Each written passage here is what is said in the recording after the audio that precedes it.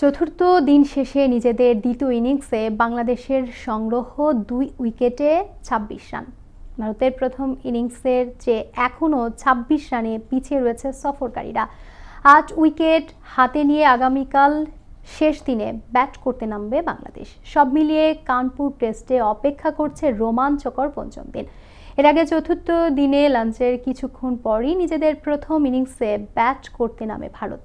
9 wicket হারিয়ে 285 run তুলে innings ঘোষণা করেন রোহিত শর্মা। 2 দিন নষ্ট হওয়ার পর অবশেষে চতুর্থ দিনে কানপুরে মাঠে গড়ায় খেলা। প্রথম ইনিংসে বাংলাদেশ মুমিনুল হকের সেঞ্চুরি সত্ত্বেও 250 রান করতে ব্যর্থ।